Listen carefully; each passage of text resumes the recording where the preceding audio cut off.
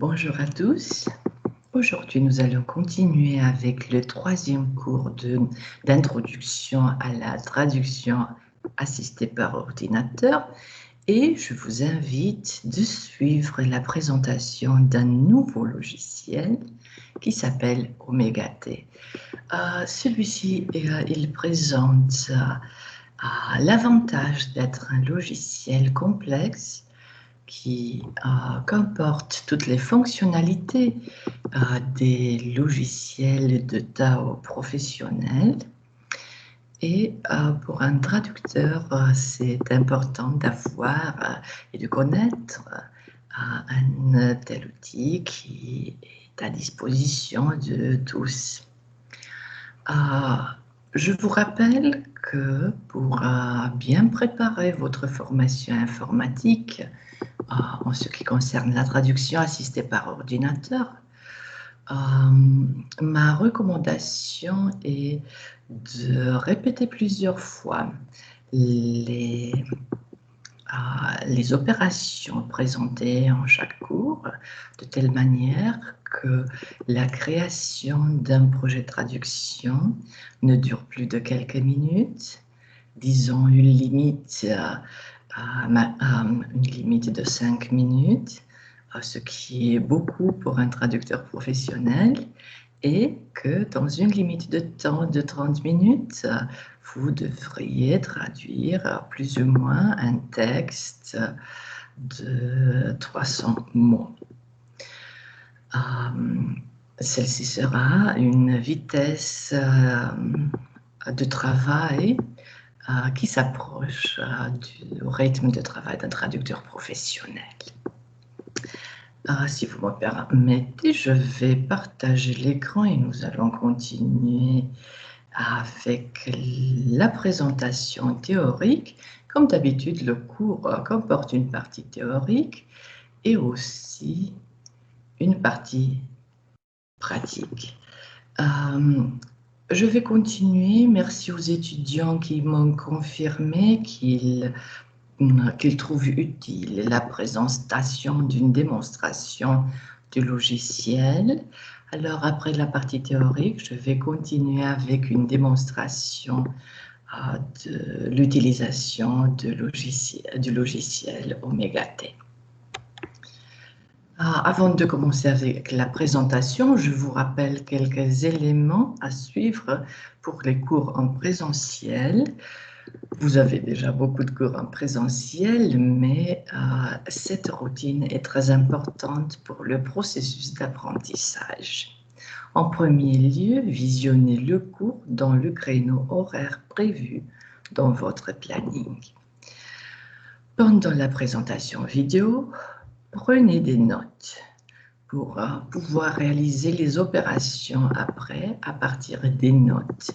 Si vous avez des éléments qui sont trop complexes ou que vous n'avez pas bien compris, n'oublions pas qu'il s'agit d'un outil, d'un logiciel assez complexe qu'on voit pour la première fois et qu'on utilise pour la première fois.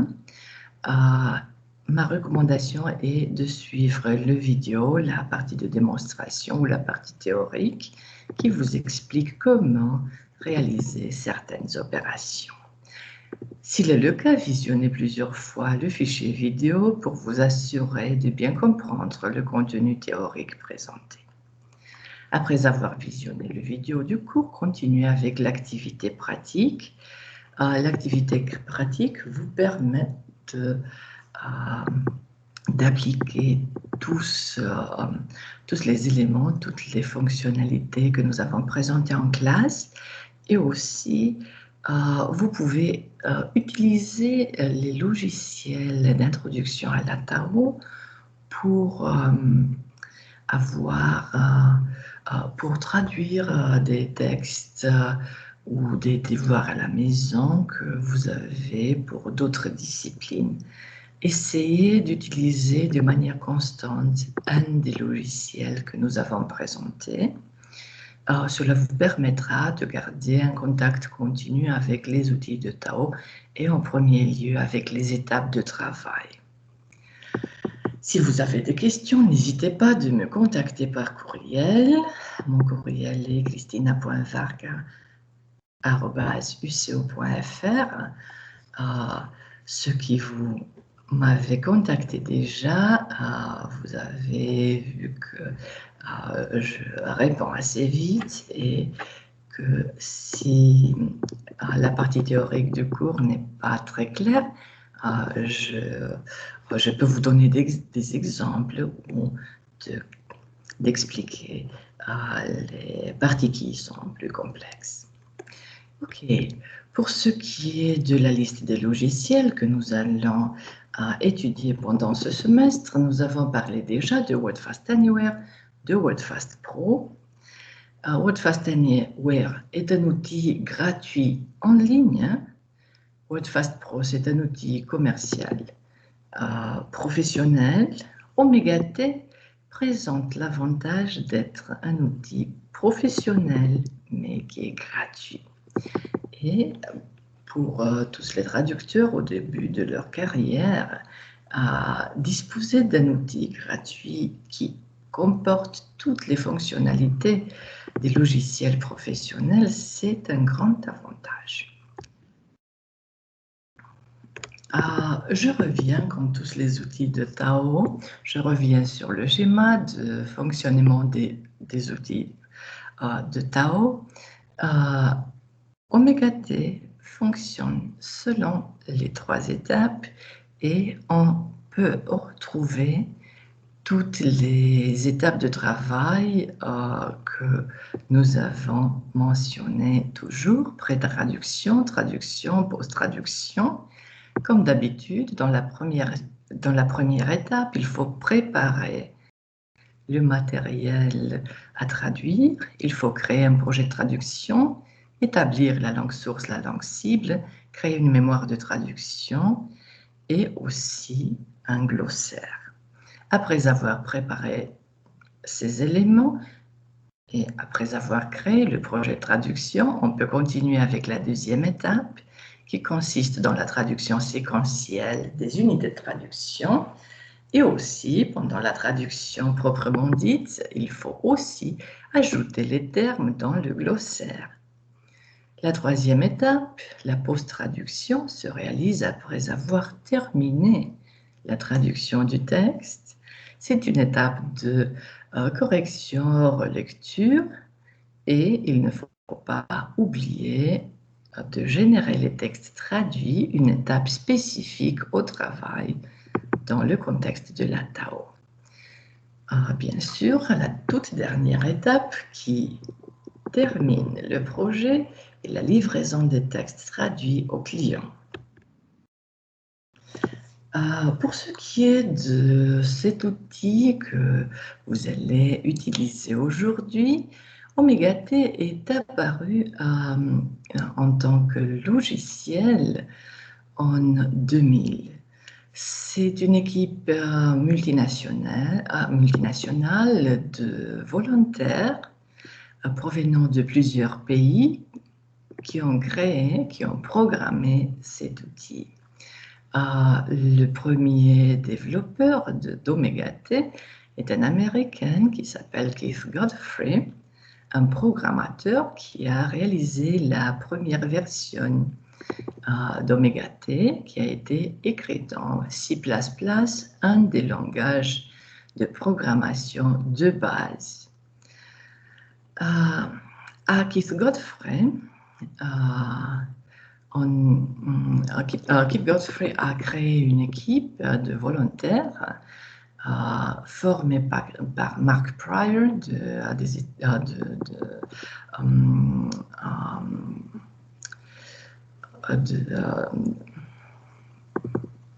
d'Angleterre, oui, du Royaume-Uni, pardon, je ne trouvais pas le mot, excusez-moi.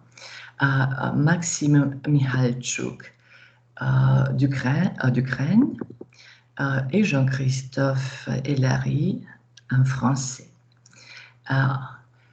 Une étape de développement assez longue parce que, bien sûr, comme il s'agit du travail des volontaires, ce logiciel a mis beaucoup de temps dans son développement. Alors, entre 2000 et 2010, on a plusieurs versions de ce logiciel, mais qui ne sont pas publiques. C'est un logiciel en développement, c'est plutôt un expériment de programmation. En 2010, on peut dire qu'on a une version complète, un logiciel stable et solide, et à partir de cette année, on peut télécharger une version d'Omega T qui est utilisée sous Windows. Jusqu'à 2013, on reste dans le même contexte de programmation de C++, mais après, à partir de 2013, le logiciel est programmé en Java, Java qui est un langage de programmation plus flexible et plus évolué, plus complexe. À présent, Omega T est développé par un groupe international de contributeurs bénévoles. Il s'agit d'un groupe hétérogène, formé par des programmateurs, par des traducteurs, par des localiseurs et par des utilisateurs. Il y a le groupe des développeurs, bien sûr, qui assure la partie de programmation et qui assure les versions successives du logiciel, mais qui suivent toujours le retour reçu des traducteurs et des utilisateurs du logiciel. Cette collaboration a permis de réaliser un produit très bien adapté aux exigences de la traduction et des traducteurs, et l'interface graphique de ce logiciel peut être installée en plus de 30 langues. C'est à cause du groupe des contributeurs bénévoles qui ont traduit l'interface graphique, l'interface utilisateur de ce logiciel. C'est un phénomène unique parce que les autres logiciels ne réalisent pas exactement le même contexte. Et ils ont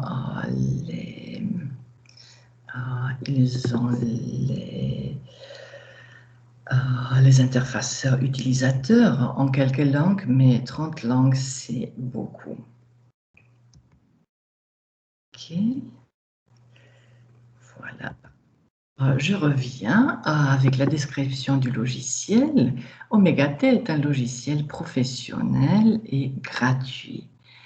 Parmi les fonctions les plus importantes de ce logiciel, il faut mentionner la gestion des correspondances partielles. Il détecte les traductions, les unités de traduction déjà traduites et s'il y a un certain degré de similitude entre les unités de traduction, vous pouvez réutiliser les unités de traduction déjà traduites. La propagation des correspondances, c'est un terme spécifique à la Tao qui consiste dans la traduction automatique dans un texte si les unités de traduction détectées dans ce texte correspondent et sont identiques à d'autres unités de traduction qui ont été déjà enregistrées dans la mémoire de traduction. Si tout correspond, le texte et la ponctuation, la propagation est réalisée automatiquement sans l'intervention de l'utilisateur. On peut aussi travailler en plusieurs projets à la fois. Les projets peuvent être multifichiers, bien sûr, et cela vous permet de réaliser une gestion de projet assez complexe. On peut utiliser simultanément différentes mémoires de traduction et aussi on peut intégrer, ajouter au glossaire des mots qui après peuvent être identifiés en flexion. Petite parenthèse, bien sûr, cette fonctionnalité a certaines limites dépendant de la langue source du texte. En anglais, ça fonctionne très bien en tout cas. Un autre élément spécifique du logiciel Omega T est sa compatibilité. On peut traduire plus de 30 formats de fichiers, parmi lesquels, bien sûr, tous les formats de fichiers Microsoft Office, mais aussi vous pouvez travailler avec HTML et XHTML, qui sont des formats de pages web. Vous pouvez utiliser aussi et traduire des textes dans un format utilisé par d'autres paquets de bureautique comme LibreOffice ou OpenOffice. Vous pouvez traduire des fichiers Wikipédia, des fichiers dans des formats plus simples, fichiers texte bien sûr, dans le format TXT ou RFT, c'est Rich Text Format. Bien sûr, j'ai mentionné déjà les localiseurs. Les localiseurs sont des professionnels de la traduction qui réalisent l'adaptation de certains produits pour certains marchés locaux. Pour les logiciels, la localisation comporte bien sûr la traduction de l'interface de fichier et cela veut dire un certain format de fichier. Sur la dernière ligne, vous avez des formats POT, Properties, qui sont des formats de fichiers linguistiques qui contiennent les éléments localisables des interfaces utilisateurs. Ces formats de fichiers s'utilisent pour la traduction, pour la localisation en fait, des différents logiciels et des applications.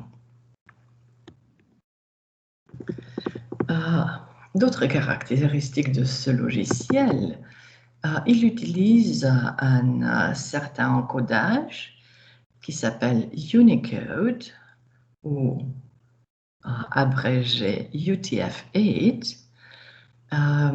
Cet encodage, si vous avez déjà suivi des cours de traitement de texte, vous devez le savoir. Cet encodage vous permet d'utiliser tous les alphabets non latins du monde. C'est le set de caractères le plus complexe. Vous pouvez utiliser Unicode pour traduire des textes et pour rendre visibles les caractères spéciaux de différentes langues.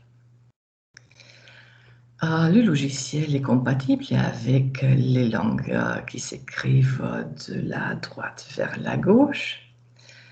Aussi, il a un vérificateur orthographique intégré.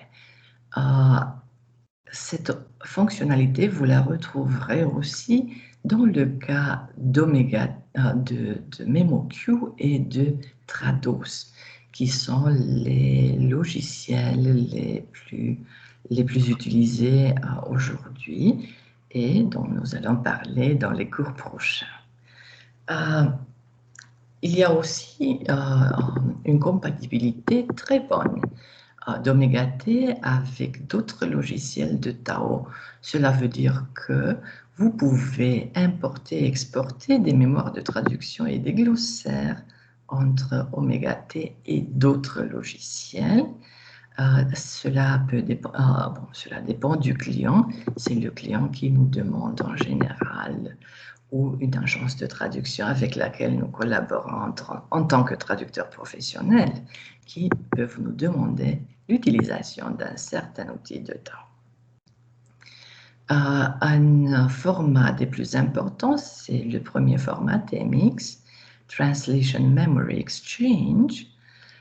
C'est un format qui est basé sur un langage XML, Extensive Markup Language, et que vous pouvez retrouver dans la programmation web En tout cas, TMX est très important dans un contexte d'importation et d'exportation des mémoires de traduction. TMX, c'est le format le plus compatible des mémoires de traduction. Tous les logiciels de Tao reconnaissent ce format. Il y a bien sûr d'autres formats, TTX par exemple. C'est un format, ces extensions, je vous prie de les noter parce que vous allez les retrouver sûrement si vous travaillez avec la Tao, vous retrouverez toutes les extensions que je mentionne ici. TTX, c'est un document traduit généré par Trados. TXML, c'est un format bilingue de texte utilisé par WordFast Pro.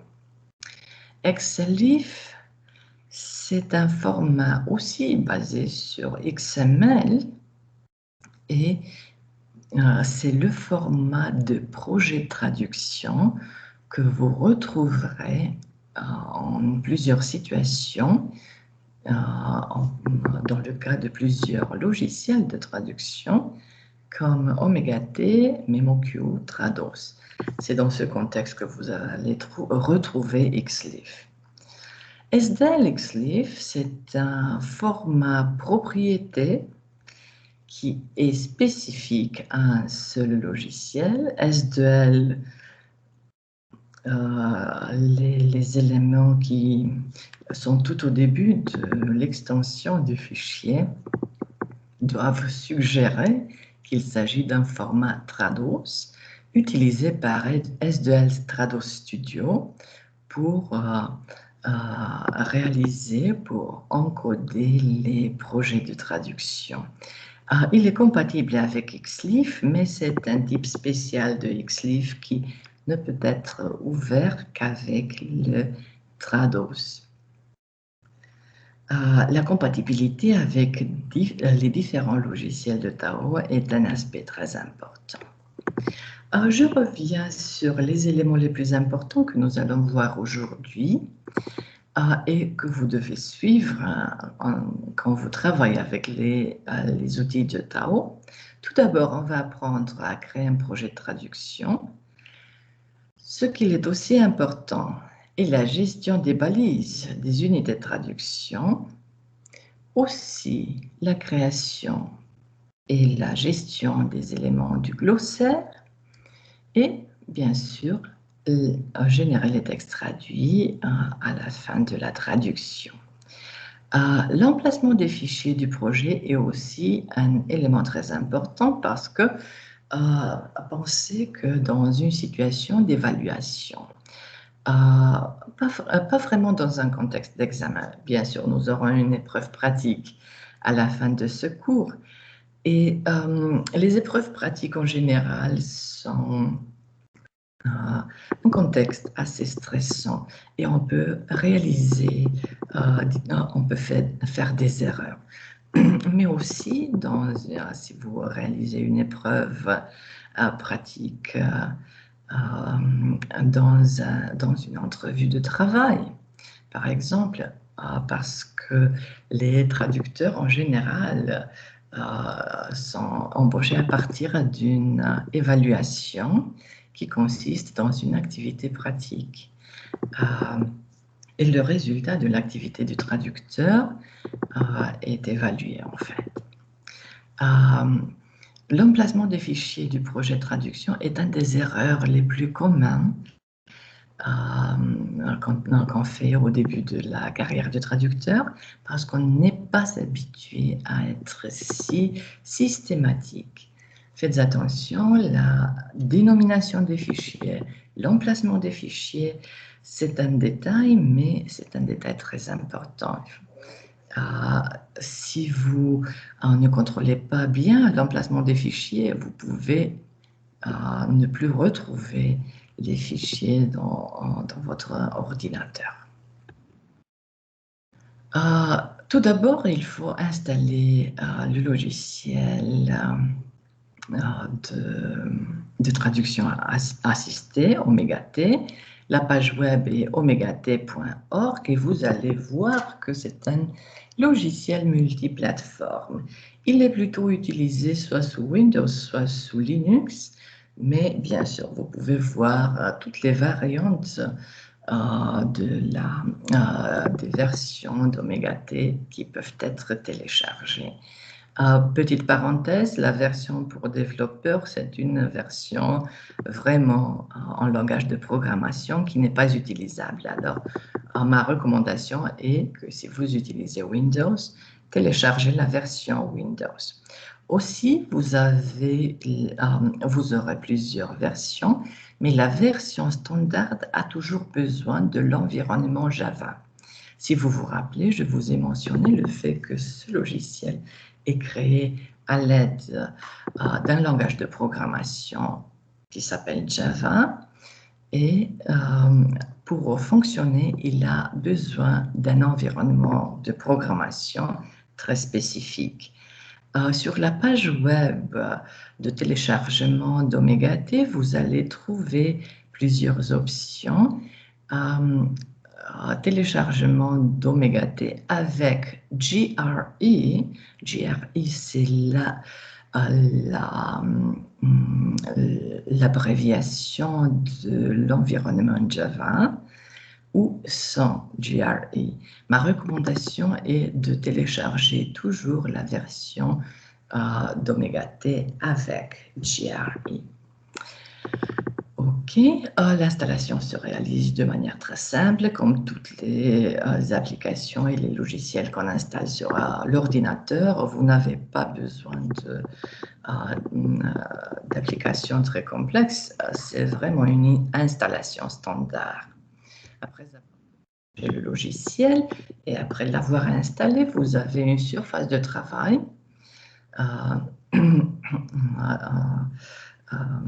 que vous pouvez voir sur l'écran. L'avantage, en fait, la surface principale est formée par 3 fenêtres.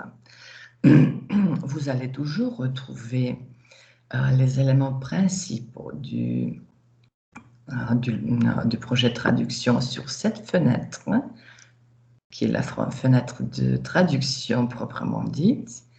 À droite, vers le haut, vous aurez les correspondances, si elles existent, bien sûr, retrouvées dans la mémoire de traduction. Et en bas, vous avez le glossaire. Bien sûr, les 2 fenêtres affichent le contenu en fonction du contexte. Si une unité de traduction est reconnue, vous aurez affiché une unité de traduction similaire sur cette surface de travail. Si des termes qui ont été ajoutés au glossaire sont reconnus dans le texte, vous aurez les termes en fonction de l'unité de traduction qui est active. Vous aurez les termes affichés à droite, vers le bas de l'écran. Un avantage d'Omega-T est qu'il vous présente toujours un texte qui vous indique comment utiliser le logiciel. Si vous avez oublié quelques détails, il est tout simplement besoin de lire le texte affiché par défaut avant de commencer la réalisation d'un projet de traduction. L'interface est assez simple, mais elle présente l'avantage qu'elle permet au traducteur de se concentrer sur la traduction et il peut réaliser son travail de manière très efficace. Comme pour les autres logiciels, celui-ci, en tant que logiciel professionnel, suit les lignes de développement général de tous les outils de Tao.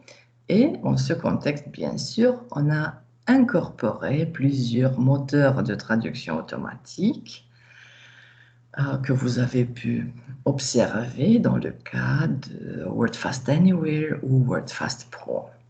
C'est la même chose après avoir installé le logiciel Omega-T. il faut désactiver la traduction automatique. Cette opération se réalise une seule fois après l'installation.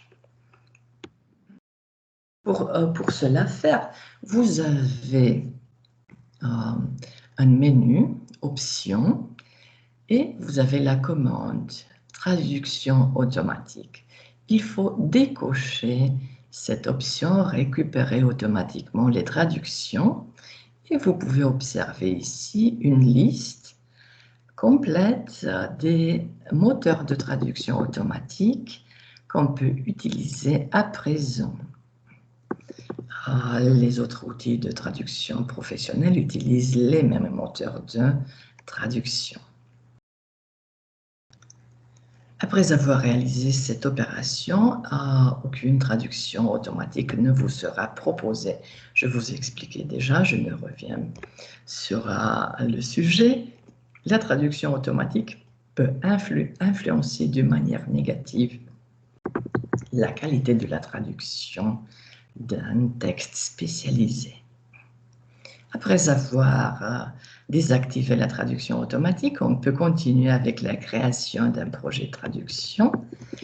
Vous vous rappelez, c'est un élément principal qui fait partie de la première phase de travail avec les outils de Tao. Vous avez plusieurs possibilités de réaliser, de créer un nouveau projet. Vous avez soit le menu projet, la commande nouveau, soit le raccourci clavier, CTRL majuscule N. Cela vous affichera sur l'écran une fenêtre de dialogue. Mais faites attention, c'est la fenêtre de dialogue qui va créer un nouveau projet. Ici, les utilisateurs qui n'ont pas beaucoup d'expérience avec Omega T ont la tendance de penser qu'il s'agit d'un fichier qu'on va enregistrer. Non, ici, il faut ajouter un nom de dossier. Le nom du dossier doit être en concordance avec le texte à traduire et bien sûr, il faut seulement ajouter la dénomination du dossier. La tendance générale est de chercher un fichier texte à traduire, pensant que le projet de traduction consiste dans l'affichage du texte à traduire. Non, non, non, c'est erroné. Tout d'abord, il faut créer le dossier et après, on va réaliser les autres étapes de création d'un projet de traduction. En tout cas, ici, dans la rubrique nom du dossier, il faut ajouter le nom du dossier et l'enregistrer, bien sûr, dans une certaine location. N'oubliez pas, l'emplacement du fichier est très important. Et le principe est le même, un dossier, un projet de traduction. Voilà. Faites attention, lisez toujours, créez un nouveau projet, nom du dossier. Le texte que j'avais proposé, c'était un texte un peu plus technique sur le revêtement des édifices, mais en cette situation, je vais vous proposer un texte différent. Alors, quand vous créez le dossier, n'oubliez pas de ne pas suivre la dénomination qui se trouve sur la présentation parce que le contenu du texte est différent. Après, il faut enregistrer.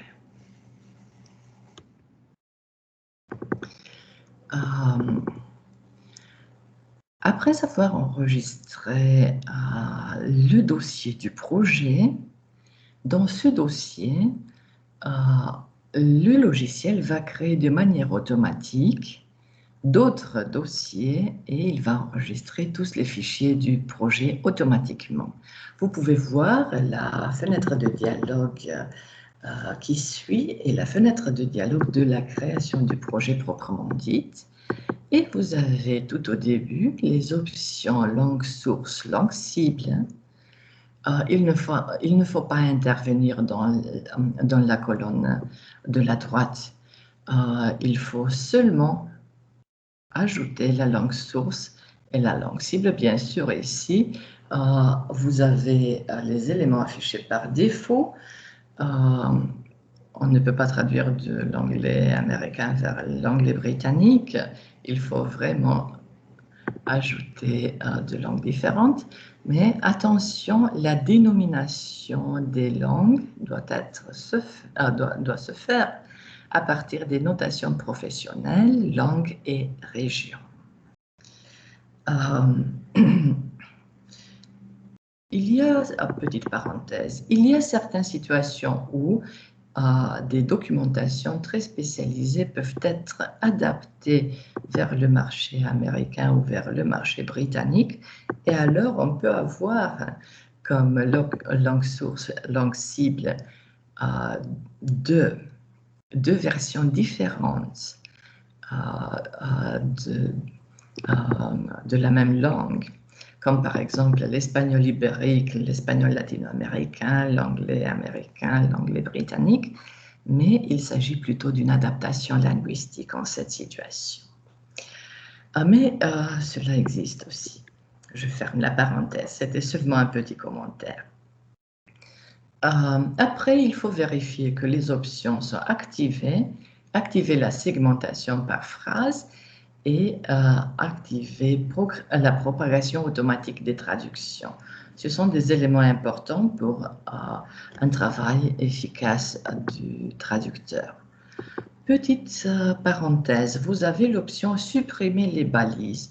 Je vous ai dit déjà que supprimer les balises, ce n'est pas recommandable. Mais il y a des fois quand, à cause de la structure interne du texte, si vous travaillez avec Omega T, vous pouvez trouver même plusieurs balises sur chaque mot du texte, ce qui est en général la cause est un format de fichier qui n'a pas été très bien mis en page dans le logiciel de traitement de texte. En cette situation, si vous observez qu'il y a plus de balises que du texte, vous pouvez supprimer les balises et traduire le texte, ce qui est le plus important. La gestion des balises, si vous avez plusieurs dizaines de balises dans une seule unité de traduction, c'est un élément très difficile à réaliser et ma recommandation est de supprimer les balises en cette situation. Mais en général, si vous avez quelques balises sur chaque unité de traduction, on peut les gérer et il ne faut pas supprimer les balises. OK. Vous pouvez voir aussi dans la partie inférieure de la fenêtre de dialogue que pour chaque élément, les fichiers sources, les mémoires de traduction, les glossaires, le glossaire d'écriture, les dictionnaires à consulter et les fichiers cibles, pour chaque élément qui comporte le projet de traduction, vous avez un dossier différent qui se trouve dans le même dossier que vous avez établi pour le projet de traduction. C'est pour cela qu'il est important tout d'abord déterminer un certain dossier. Et bien sûr, les dénominations des dossiers sont assez transparentes. Si vous avez vérifié et ajouté les éléments nécessaires, il faut cliquer sur OK et après on va continuer avec la création du projet traduction. Ce n'est pas encore terminé, nous avons besoin bien sûr d'un texte. Pour ajouter un texte à traduire ou plusieurs textes, vous avez cette fenêtre de dialogue qui est affichée juste après avoir cliqué sur le bouton OK dans la fenêtre antérieure. Et ici, vous avez un bouton « Copier des fichiers dans le dossier source ». Vous avez aussi la possibilité de télécharger une page MediaWiki s'il s'agit d'une... si le texte source est un texte qui se trouve en ligne et qui est dans un format Wikipédia, par exemple.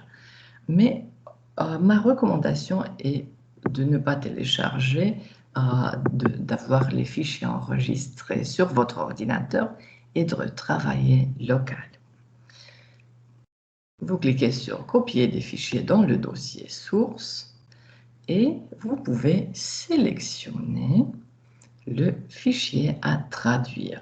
Vous vous déplacez à l'emplacement des fichiers à traduire, vous sélectionnez votre langue de travail, vous observez que si vous avez sélectionné le texte, il est ajouté directement ici et après, clique sur « Ouvrir ».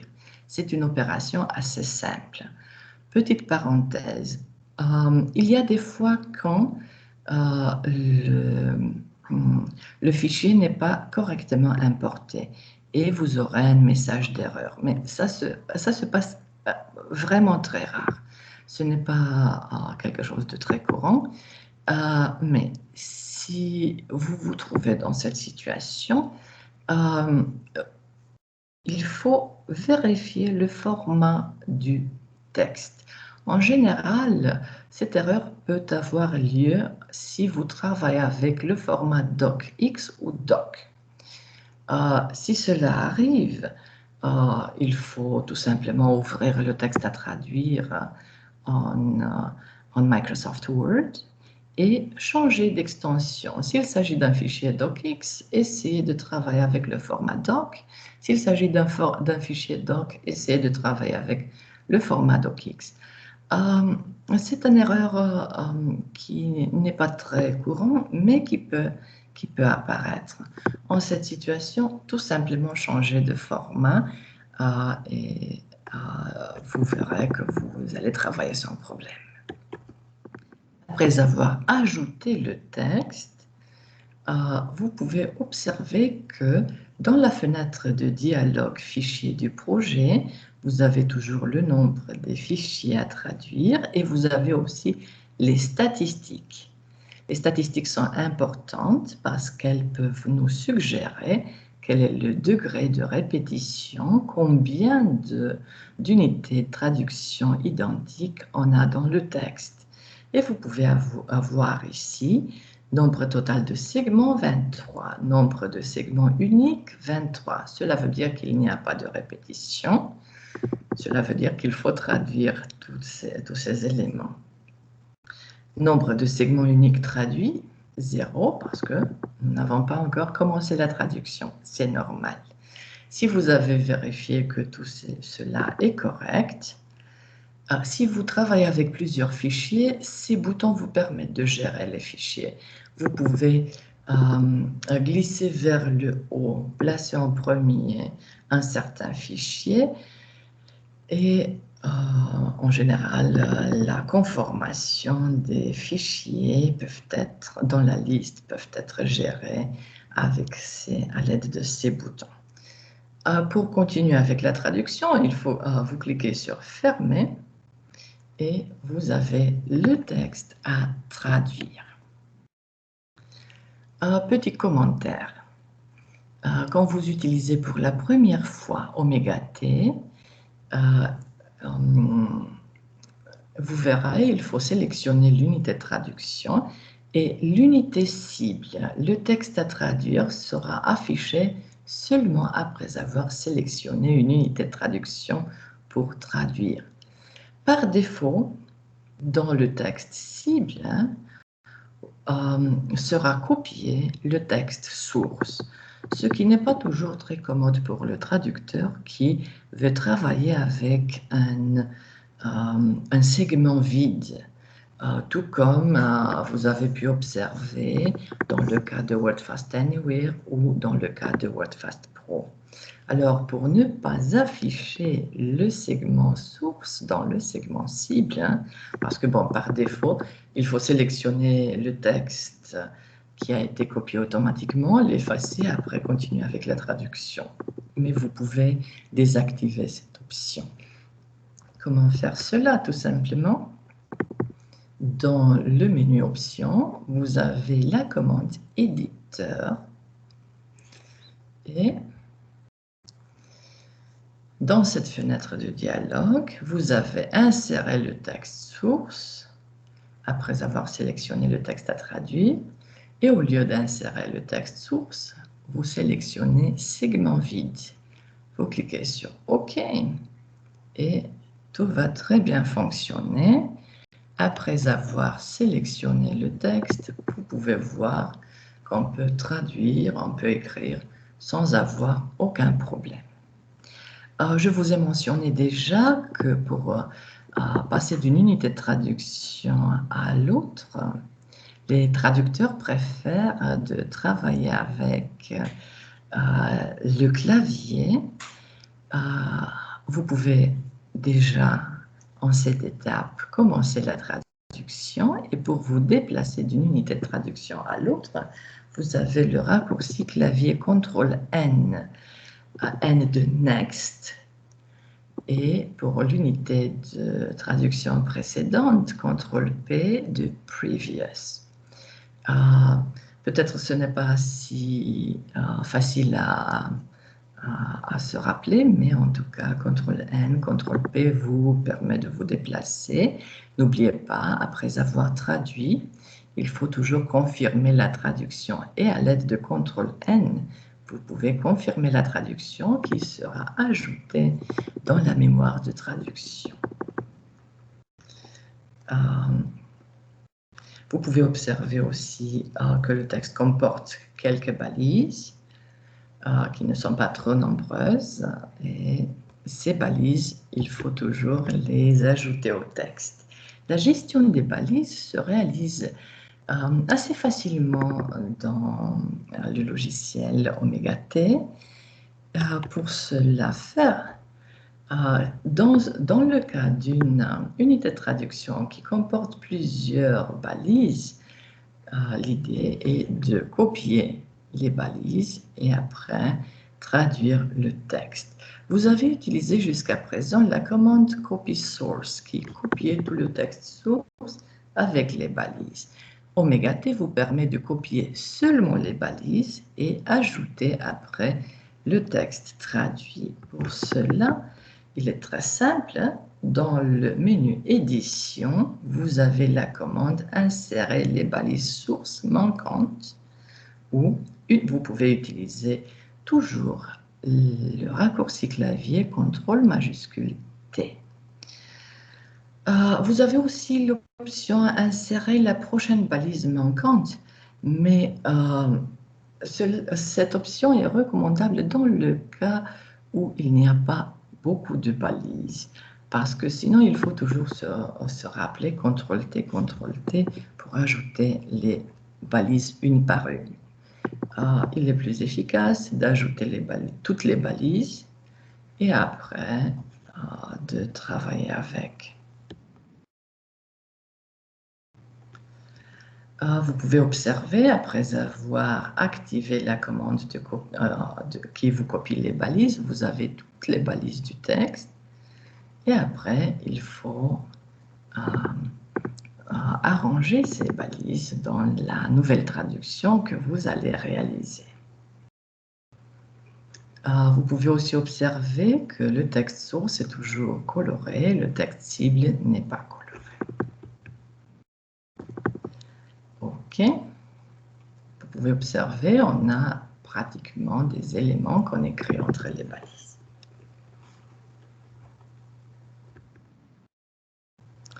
Pour ce qui est du glossaire, pendant la deuxième étape de traduction, on ne réalise pas seulement la traduction proprement dite, on ne gère pas seulement les balises, mais on ajoute aussi des termes dans le glossaire, des termes qui, en général, sont répétés dans le texte et qui sont reconnus automatiquement par le système. Si vous avez un terme dans une unité de traduction, il faut sélectionner le terme que vous avez observé. Après, vous pouvez utiliser l'abréviation, le raccourci clavier CTRL majuscule G de glossaire. Et vous avez une petite fenêtre de dialogue qui est activée sur l'écran. Vous avez le terme source et le terme cible. Petite observation. Si le terme que vous avez sélectionné se trouve dans un titre ou au début d'une phrase, bien sûr, vous aurez un texte avec initiale, un terme avec une initiale majuscule. Mais dans le glossaire, faites attention, il faut ajouter les termes, comme dans tous les glossaires et les dictionnaires, respectant les conventions lexicographiques. Cela veut dire que s'il s'agit d'un substantif commun, l'initiale sera minuscule et en tout cas le texte, le terme doit être au singulier. Ce sont des éléments très importants. Faites attention pour la forme que vous choisissez pour les termes que vous ajoutez dans le glossaire.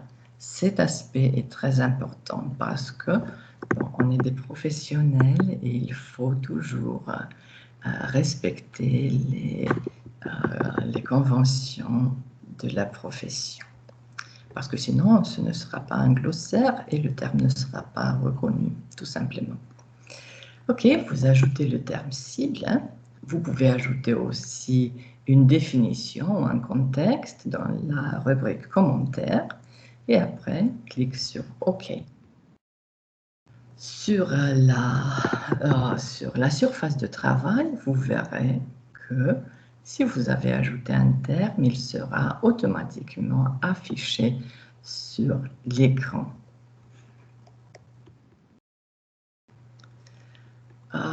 Générer les textes traduits après avoir terminé la deuxième étape de traduction proprement dite. Il faut générer le texte traduit et pour cela faire, c'est aussi une commande assez simple.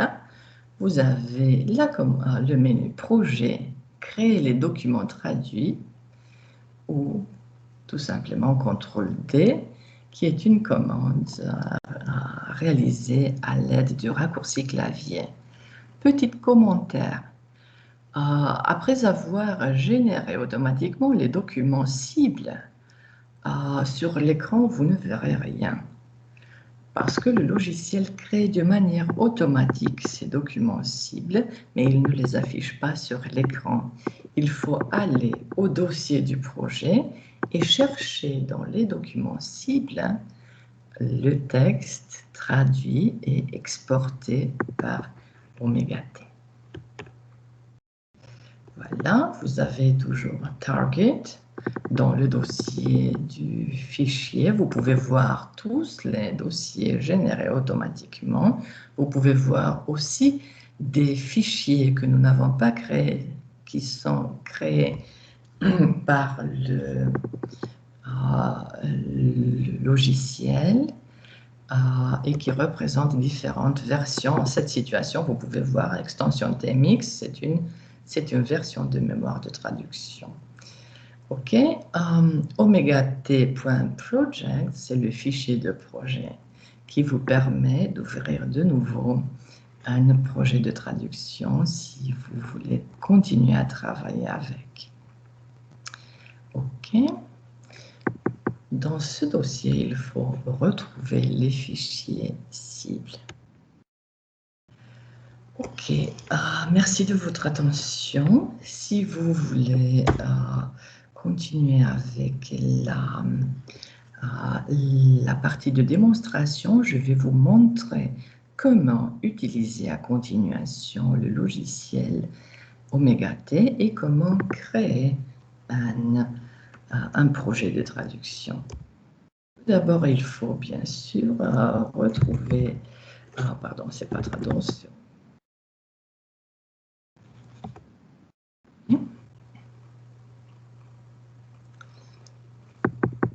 Et vous reconnaissez déjà la surface de travail que je vous ai présentée.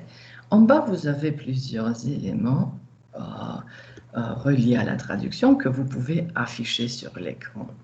Un élément spécifique est assez commun dans la gestion de plusieurs fenêtres sur le même écran, élément qui est spécifique à tous les outils de Tao.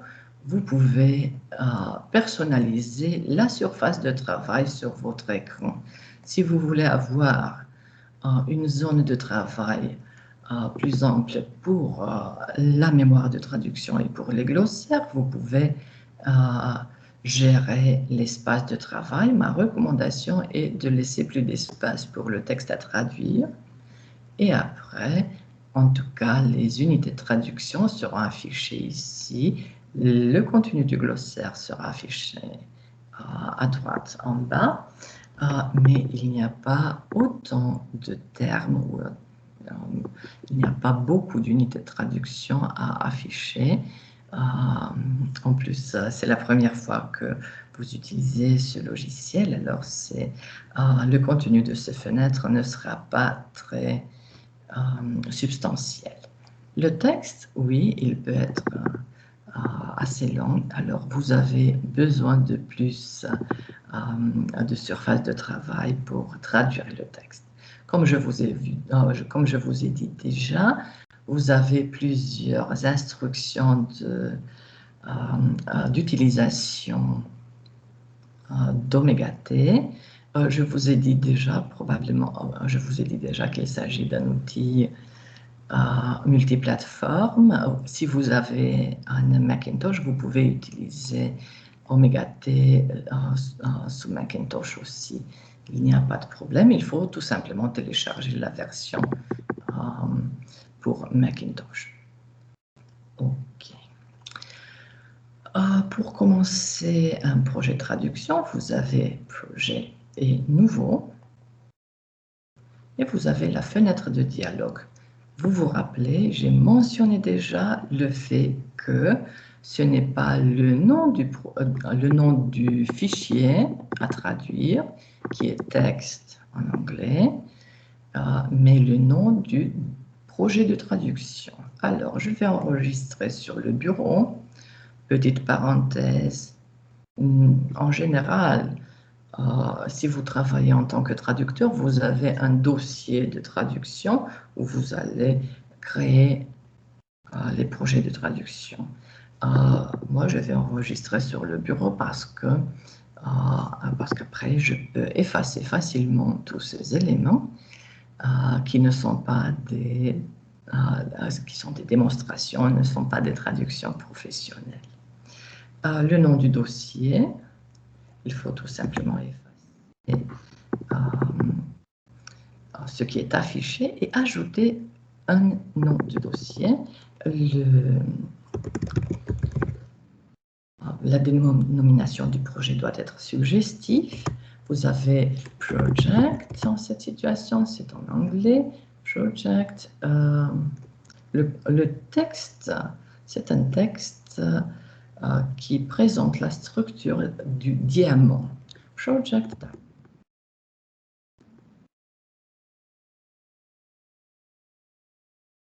Alors, nous avons établi la dénomination du dossier, nous avons établi l'emplacement du dossier, il ne nous reste qu'enregistrer le dossier. Tout après, vous avez pu observer que nous avons une fenêtre de dialogue où vous sélectionnez l'anglais britannique et le texte cible est le français. N'oubliez pas, vous avez beaucoup de dénominations de langues. La dénomination doit être professionnelle. Les options d'activation de la segmentation par phrase et de propagation automatique des traductions sont activées par défaut. Vérifiez en tout cas, parce que d'un projet à l'autre, ces options peuvent être différentes.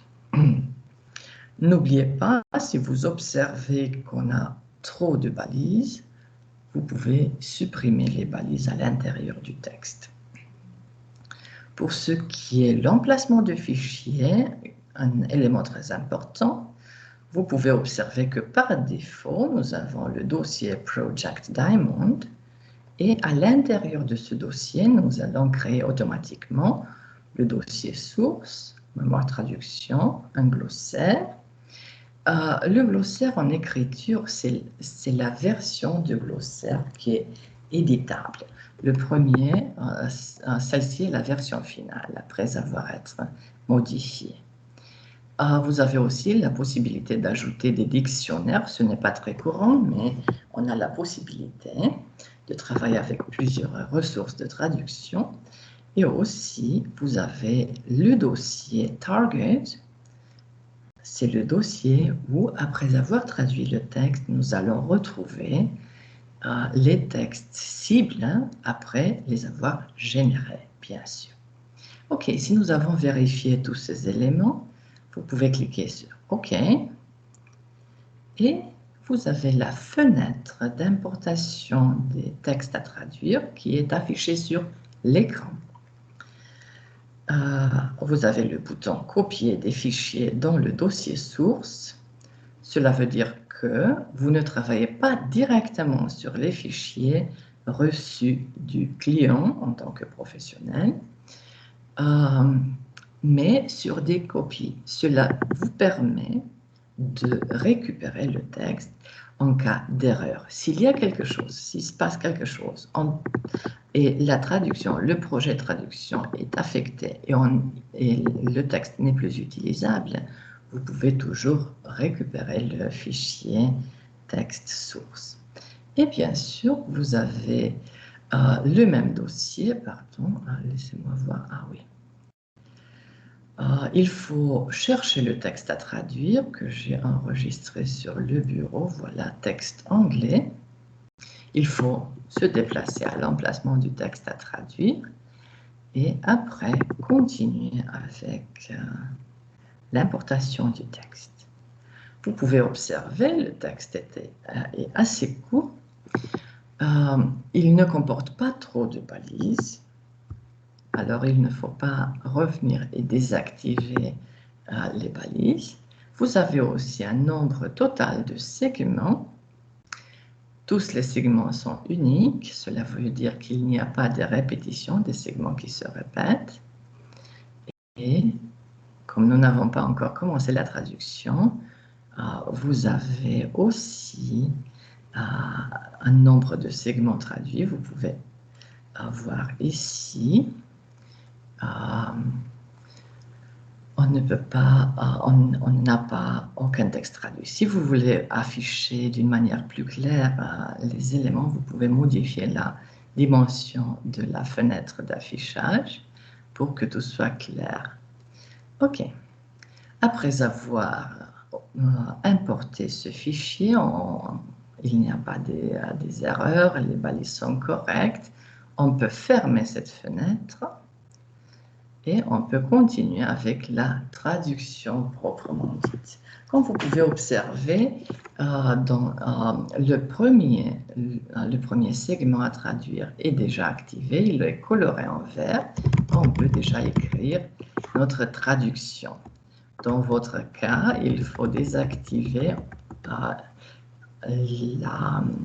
la copie automatique du segment source dans le segment cible qui se fait, je vous rappelle, option, éditeur. Et ici, au lieu d'insérer le texte source qui est la valeur par défaut, il faut sélectionner segment vide et cliquer sur OK. Dans le même menu, vous avez l'option de traduction automatique qui peut être activé ou désactivé. Vous pouvez observer que dans cette situation, je travaille sans utiliser la traduction automatique. Vous pouvez l'activer et bien sûr, s'il est coché, vous pouvez la désactiver pour ne pas avoir des soucis avec la traduction automatique. Et nous avons aussi un titre à traduire.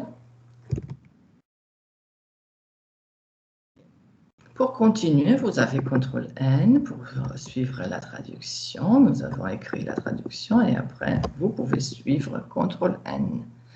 Vous pouvez observer que l'unité de traduction suivante s'est activée de manière automatique. Bien sûr, vous pouvez utiliser la souris, mais si les traducteurs utilisent en général les raccourcis clavier, ma recommandation est de suivre cette méthode car elle vous permet de travailler plus vite.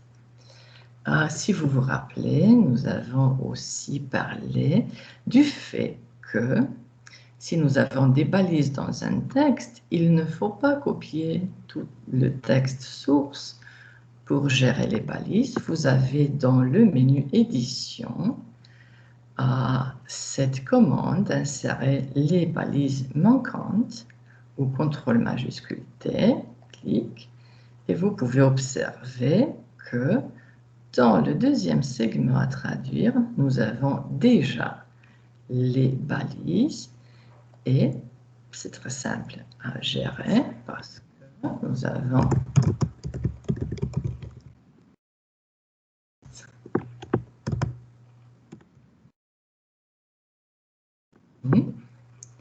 OK. Est une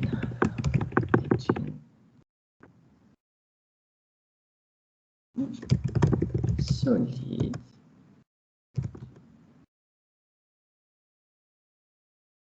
OK.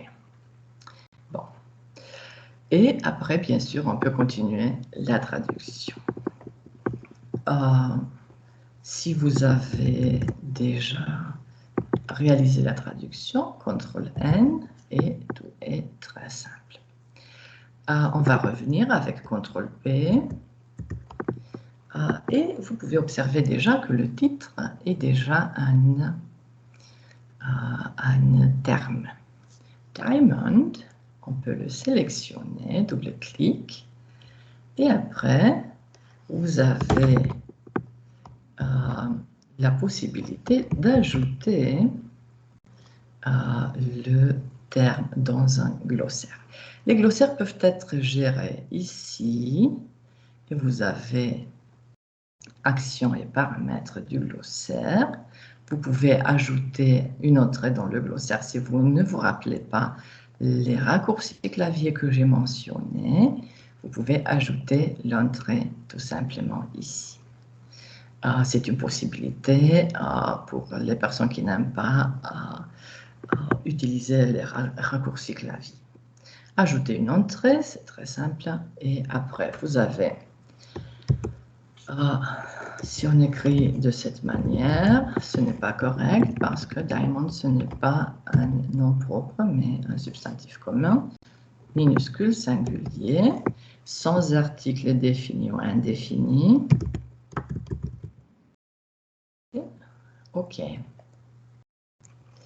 Si on revient sur les unités de traduction, il faut passer à l'unité suivante et revenir sur la première unité de traduction pour pouvoir que le terme a été ajouté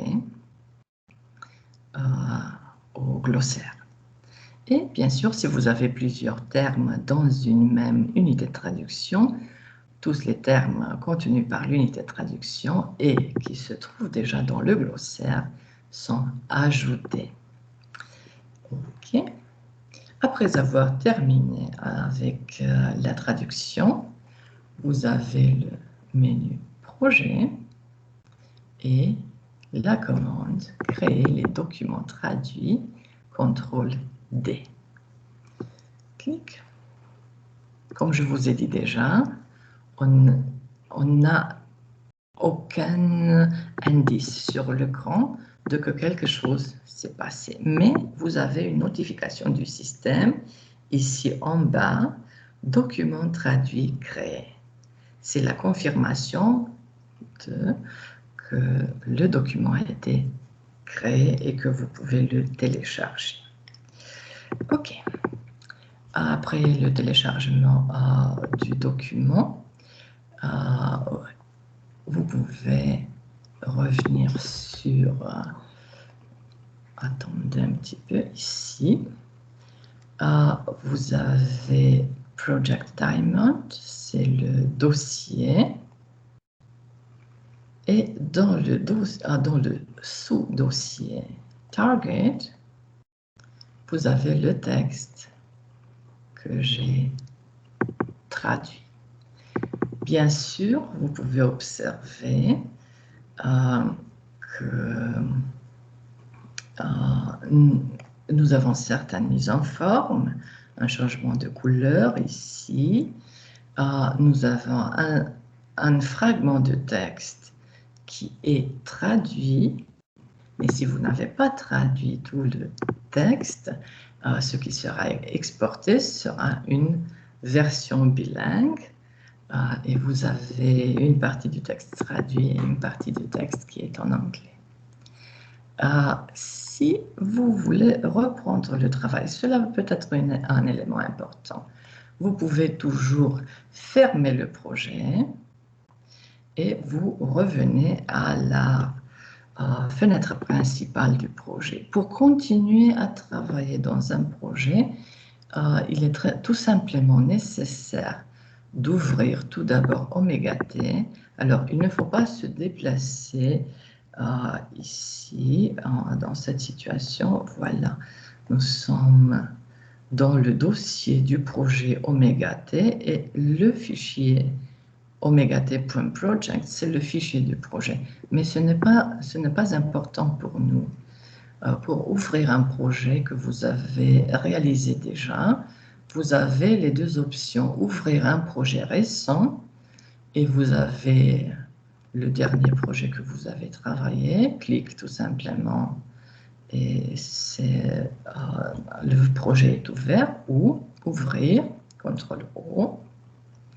Et vous avez Project Diamond, ouvrir sur le bureau, bien sûr, il faut se déplacer à l'emplacement du dossier du projet, ouvrir, et vous avez le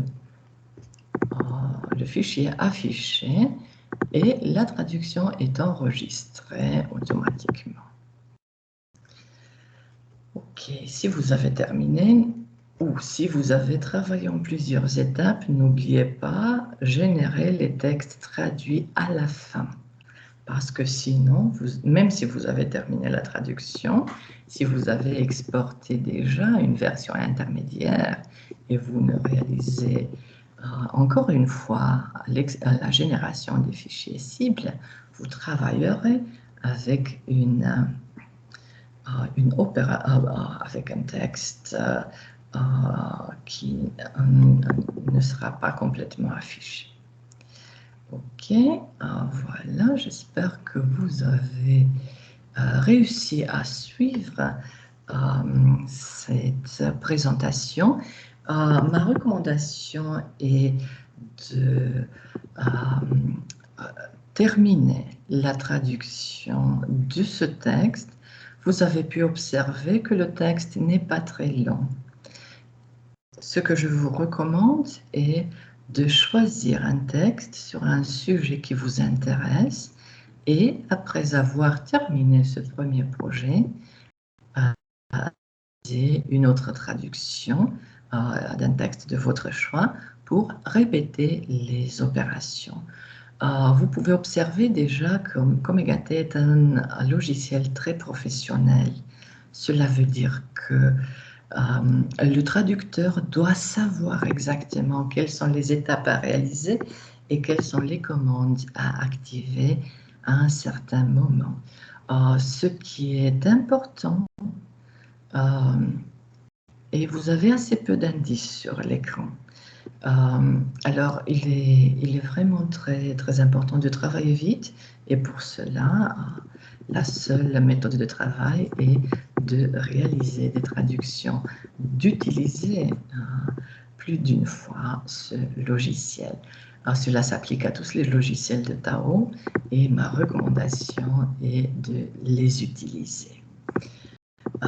Petite parenthèse, si vous ne travaillez plus après terminer ce cours, si vous ne travaillez plus avec les outils de Tao, vous allez oublier. Autre recommandation, si